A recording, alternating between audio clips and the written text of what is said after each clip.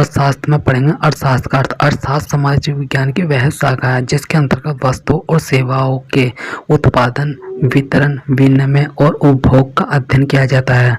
अर्थशास्त्र का पिता एडम स्मिथ को अर्थशास्त्र का पिता कहा जाता है। उन्होंने एक पुस्तक लिखी थी, वेल्थ ऑफ नेशन 1776, जिसमें दुनिया के सभी देशों के संपत्ति के बारे में बात की गई है। एडम स्मिथ स्कॉटलैंड के रहने वाले थे। अर्थशास्त्र के प्रकार। अर्थशास्त्र को दो भागों में बांटा गया है, व्यष्टि, दूसरा है समष्टि अर्थशास्त्र। व्यष्टि अर्थशास्त्र का पिता रागनार फ्रेंचो को कहा जाता है।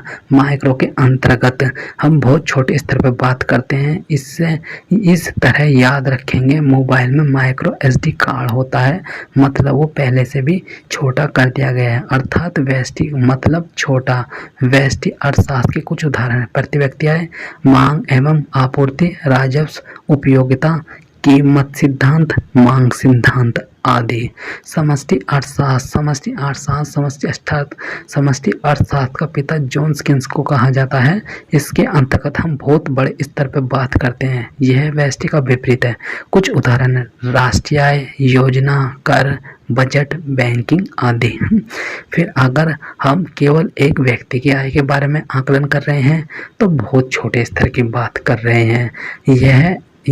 अतः यह माइक्रो का पार्ट होगा।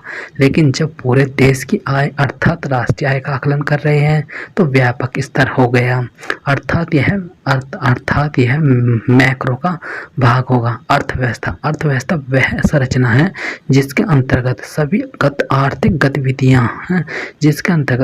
आर्थिक गतिविधियों का संचालन होता है। उत्पादन, उपभोग व निवेश अर्थव्यवस्था की आधारभूत गतिविधियां हैं। अर्थव्यवस्था की संस्थाएं मनुष्यकृत होती हैं, अतः इनका विकास भी मनुष्य जैसा चाहता है वैसे ही करता है। अर्थव्यवस्था के प्रकार। खुली अर्थव्यवस्था यह नियंत्रण मुक्त अर्थव्यवस्था है जो स्वतंत्रता, प्रयोक्ता को प्रोत्साहित करता है। वैश्वीकरण की नीति में सभी देश मुक्त अर्थव्यवस्था को अपना रहे हैं, इसे खुली अर्थव्यवस्था कहते हैं। बंद अर्थव्यवस्था यह एक ऐसी अर्थव्यवस्था है जो विश्व के किसी प्रकार की विदेशी व्यापार की क्रिया को संपन्न नहीं करता है। इस प्रकार की आर्थिक क्रिया एक देश की सीमा के अंदर होती है। इसे बंद अर्थव्यवस्था कहते हैं। विकसित अर्थव्यवस्था इस प्रकार की अर्थव्यवस्था आर्थिक गतिविधियों एवं विकास के एक बेहतर स्तर का प्रतिनिधित्व करती है। इस प्रकार की अर्थव्यवस्था में किसी सीमा या मापदंड का निर्धारण करना कठिन है। इस प्रकार की अर्थव्यवस्था के देशों में USA और जापान जैसे देश आते हैं जिनके नागरिकों की प्रति व्यक्ति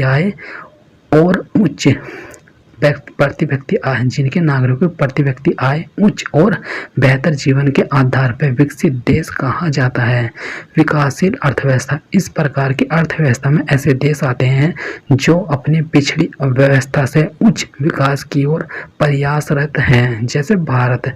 पूंजीवादी अर्थव्यवस्था इस प्रकार की अर्थव्यवस्था बाजार की शक्तियों अर्थात मांग और आपूर्ति के सिद्धांतों के अंतर्गत स्वतंत्र रूप से कार्य करती है। इसे बाजार अर्थव्यवस्था के नाम से जाना जाता है।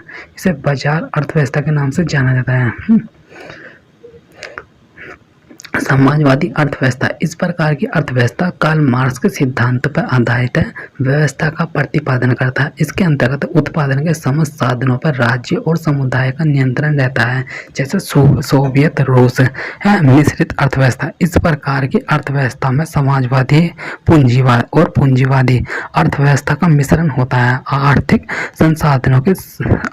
संसाधनों के महत्वपूर्ण भाग पर राज्य का नियंत्रण होता है और उसी के साथ निजी क्षेत्र को विकास का अवसर प्राप्त होता रहता है। जैसे भारत अर्थव्यवस्था के क्षेत्र केंद्रीय सांख्यिकी संगठन द्वारा अपने राष्ट्रीय आय की पहली श्रृंखला में भारतीय अर्थव्यवस्था को 13 क्षेत्रों में विभाजित किया गया था, परंतु केंद्रीय सांख्यिकी संगठन ने अपने द्वितीय श्रृंखला जो 1966-67 में जारी की गई थी में भारतीय अर्थव्यवस्था को 3 क्षेत्रों में प्राथमिक, द्वितीयक द्वितीयक और तृतीयक क्षेत्रों में विभाजित कर दिया। प्राथमिक क्षेत्र, इस क्षेत्र में कृषि, वन क्षेत्र, मत्स्य क्षेत्र और खाने आदि प्राकृतिक संसाधन शामिल हैं। इनसे द्वितीयक क्षेत्र के लिए कच्चा माल मिलता है। द्वितीयक क्षेत्र, इस क्षेत्र में प्राकृतिक उत्पादों के विनिर्माण प्रणाली के जरिए अन्य रूपों में परिवर्तित किया जाता है, जैसे गन्ने से गुड़, जैसे गन्ने से चीनी बनाना और गुड़ का निर्माण करना। इसे औद्योगिक क्षेत्र भी कहा जाता है। तीर्थक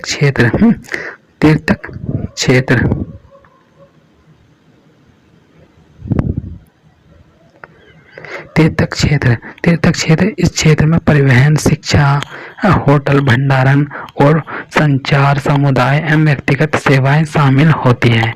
इसे सेवा क्षेत्र भी कहते हैं।